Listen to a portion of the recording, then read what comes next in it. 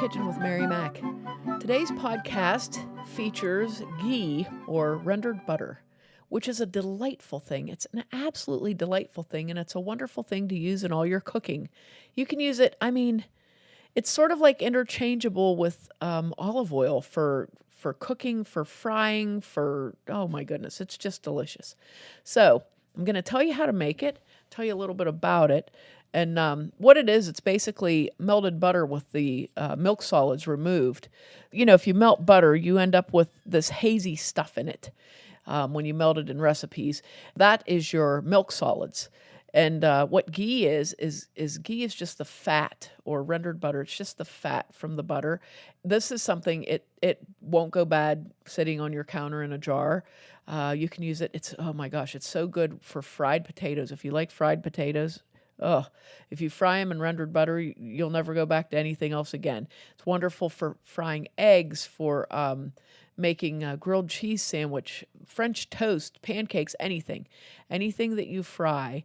This is wonderful for. And the way I learned about this item back in the 70s when I was in high school, my best friend, her mother was Syrian, and she used to make a quart jar of ghee, like, I don't know, every other week or so, and they cooked everything in it. And I didn't know what it was. I had no idea what it was. I just knew it was delicious. And I knew that we would go to the grocery store. I mean, we were high school kids. We'd go to the grocery store, buy a bag of potatoes and make fried potatoes in this. Like, that was, like our popcorn. So it was so good. And then we would usually be the people that ate all of it, and she would put us to work on a Saturday rendering more butter for her, because it takes a long time, so we had to pony up on that one because we ate it all. I'm sure you'll enjoy this, and it's becoming a very popular thing now, but oddly, it's expensive to buy in the grocery store. And I know butter is very expensive now. And if you can find a good price on butter, if you wanted to make your own rendered butter and you can find a good price on it, by all means do it, because it's just really good. It just adds so much to anything that you're cooking. It adds so much flavor. So here is how you do it. And this is not a thing that you can rush. So don't try to rush it. If you don't have enough time, do it on a day that you have enough time. So you're going to get, this is what I did. I'm going to have some pictures up on our Facebook page.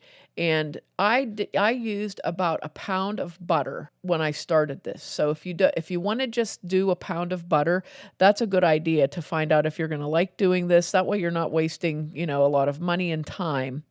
You can be your test, So you're going to take a pound of butter and you're going to slowly melt it in a pan over low heat. And I would use a pan that is smaller diameter, deeper pan. It'll make it a little bit easier for you to work with it. I used a pan that's it's a 1 quart pan, but it's only about a 5-inch in diameter pan, and it's tall. And it worked really well because I used I don't know what you call it, like a gravy spoon to remove the milk solids from it. So it worked nice for me. So if you use a pan that's smaller diameter but tall on low heat, and you're just going to let that butter melt. You're not in a big rush, but you need the butter to melt. So put it on and just kind of keep an eye on it until it's all melted. Don't stir it up, just let it melt, okay? As soon as it's all melted, as it's melting, you'll notice that there's going to be some solids that form on the surface of that. When it gets to be melted, you'll see that happening. When it's completely melted, you're going to take that gravy spoon, which is a spoon, if you know what I'm talking about, it's a spoon that has a handle that goes down, and then the spoon is bent like at an angle to the handle, so it kind of looks like an L, okay? And it's a shallower spoon, so it allows you to kind of skim along the surface there and get those solids off. And you're going to need a little plate I like to use a saucer like that you would put under a coffee or teacup, because they have sloped sides and a little dip in the bottom there.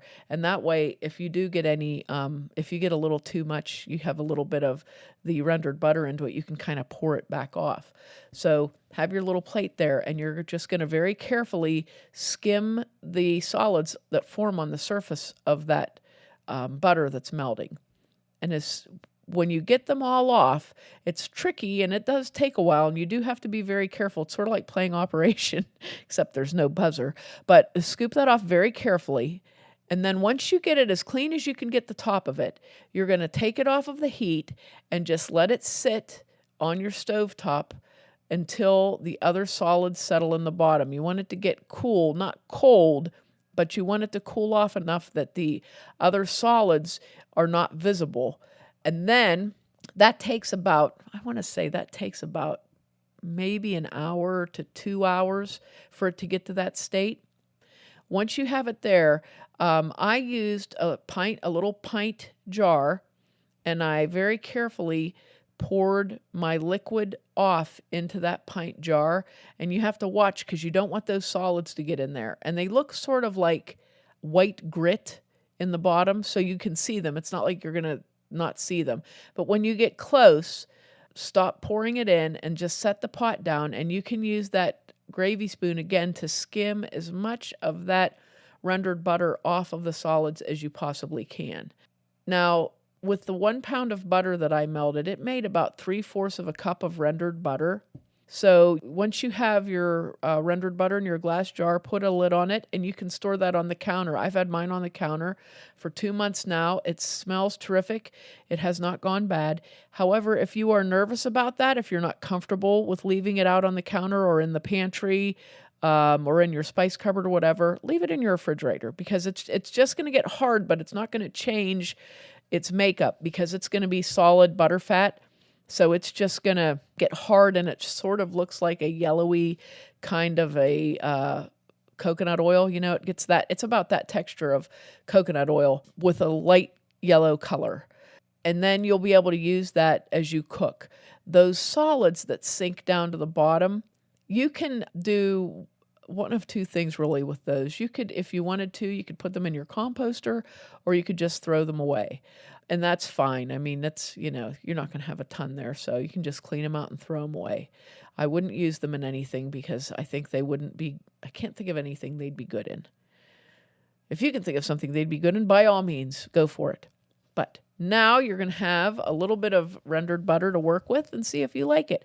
And really, if you can get butter at a reasonable price, I wouldn't use unsalted butter to do this either, but you could if you wanted to.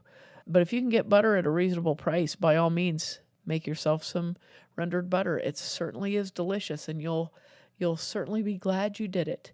And then you can say, "Hey, I made myself some ghee this week, and it's delightful." You can say things like that. You can always get to use that sentence. And one thing that I really love about using rendered butter / ghee in cooking instead of butter is it doesn't burn. So, sometimes if you put a pat of butter in the skillet to, maybe make a grilled cheese sandwich or something, it will actually burn in there and make a mess in your skillet and make your sandwich taste bad. But rendered butter doesn't do that. So that's why it's so nice for cooking with, because what burns in butter is those milk solids. So they're not in there, and it's just the fat, and it doesn't burn. And that is a wonderful thing. So there you go. Now you can make your own rendered butter and be like a real chef. Have fun with it. Make sure to check us out on Facebook and Instagram at Mary Mac Bakehouse, on Twitter at Mary Mac Mixes, and on our website, marymacpodcast.com. Thanks a lot for listening if you did, and if you didn't, too bad for you.